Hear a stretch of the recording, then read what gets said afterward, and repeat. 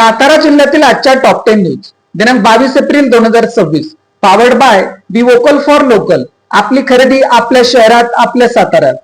पाण्याच्या प्रश्नावरून राजकारण तापले. माझं नाव वापरून आपले झाकू नका. आमदार शशिकांत शिंदे यांचा आमदार महेश शिंदेंना थेट इशारा.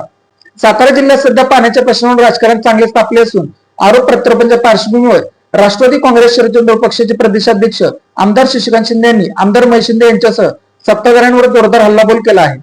लासुर्णे येथील त्यांच्या निवासस्थानी मंगळवार दुपारी आयोजित पत्रकार परिषदेत बोलताना त्यांनी पाण्याच्या उद्देशाशी आपला कोणताही संबंध नसल्याचे ठामपणे सांगत स्वतःच्या आपल्या झाकण्यासाठी माझ्या नावाचा गैरवापर केला जात आहे असा गंभीर आरोप करत आमदार महेश शिंदे यांच्यावर निशाणा साधला आहे.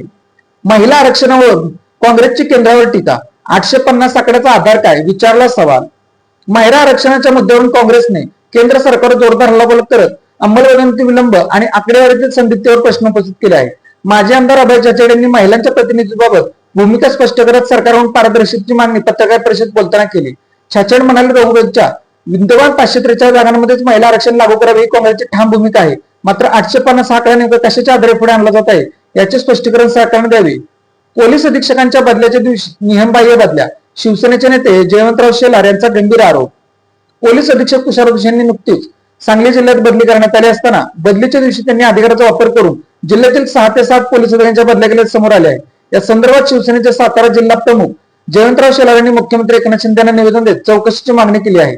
या प्रकरणासंदर्भात पोलीस महासंचालकांकडे तक्रार केली असून राज्याचे पर्यावरण मुक्ती व सार्वजनिक पालकमंत्री शंभूराज देसाई यांना हे निवेदन देण्यात आले आहे. पोलीस अधिकाऱ्यांच्या बदल्यांविरोधात साताऱ्यात निशी काढून आणवते आंदोलन. जिल्ह्यामध्ये अनेक कर्तव्यदक्ष पोलीस अधिकारी होऊन गेलेले आहेत. सध्या साताऱ्यात अनेक पोलीस अधिकाऱ्यांच्या बदल्या झाल्या आहेत. या बदल्या चुकीच्या पद्धतीने झाल्या असल्याचा आरोप करत सामाजिक कार्यकर्ते जयवंत कांबळे यांनी निषेध आंदोलन केले. त्यांनी पोलीस चर्चेत निषेध नोंदवत जिल्हाधिकारी कार्यालयासमोर स्वतःची मिशी काढली.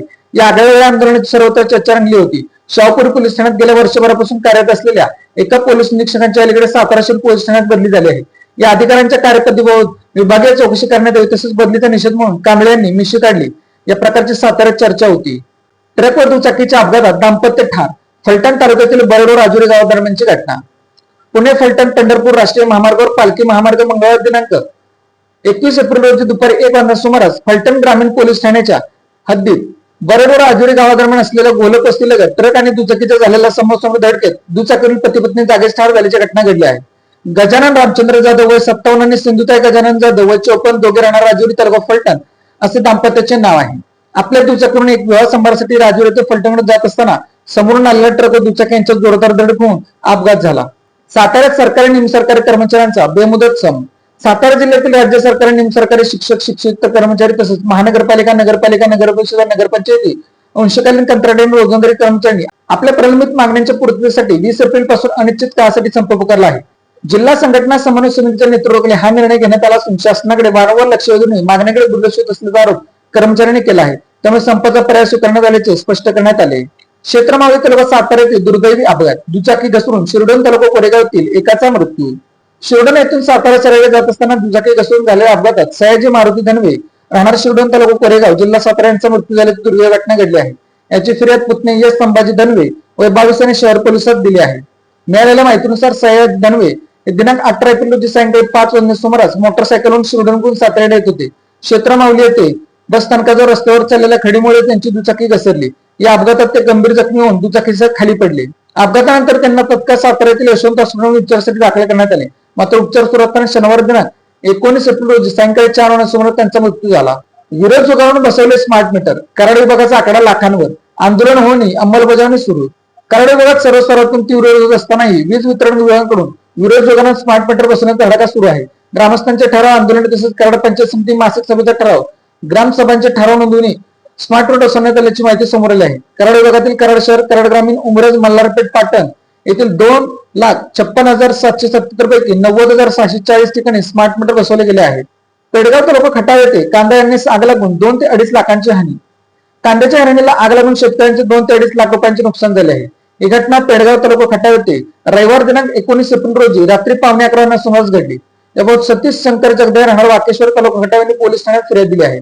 मागील वर्षी याच ठिकाणी कांदा हरणीचे प्लास्टिक कागद इतर साहित्याची नासधूस करण्यात आली होती. तर 6 महिन्यांपूर्वी पाटलाईन दारी इलेक्ट्रिक मोटर मोडतोड करून नुकसान करण्यात आले होते. याबाबत वडोद पोलीस ठाण्यात तक्रार दाखल करण्यात आली होती. मात्र संबंधित इसमावर कारवाई न झाल्याने विकृत मनोवृत्तीच्या लोकांचे मनोधैर्य वाढल्याने आज लाखो रुपयांची हानी झाल्याची चर्चा आहे. कोरेगाव तालुक्यातील बेपत्ता मुलीचा शोध न लागल्यास आंदोलन करण्याचा इशारा. अल्पवयीन मुलीला फुसलान पळवून नेल्यानंतर कोरेगाव पोलीस ठाण्यात तक्रार दिल्यानंतरही पोलिसांकडून शोध मोहीम राबवली जात नाही. मुलीचा शोध न लागल्यास आंदोलन करणार असल्याचा कुटुंबियांनी इशारा दिला आहे. पोलीस अधीक्षक कार्यालयात या प्रकरणी पीडित कुटुंबियांनी तक्रार अर्ज दिला आहे. अर्जात म्हटले आहे की कोरेगाव तालुक्यात एका गावात ही घटना घडली आहे. मुलगी मामाच्या गावी आल्यानंतर एका युवकाने तिला दुचाक करून नेले. सीसीटीव्ही मध्ये ते दिसत आहे. कोरेगाव पोलीस ठाण्यात पहिल्यांदा तक्रार द्यायला गेल्यानंतर तक्रार घेण्यात आली नाही. दुसऱ्यांदा गेल्यानंतर तक्रार घेण्यात आली, मात्र पोलिसांमुळे तपास होत नव्हता.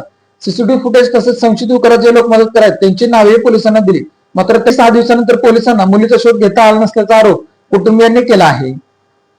Made in Satara bag. Satara शहरातील महिलांनी बनवलेल्या उत्तम प्रकारच्या बॅग. संपर्क 9594 415 115. Lalit tailors. Look good feel good.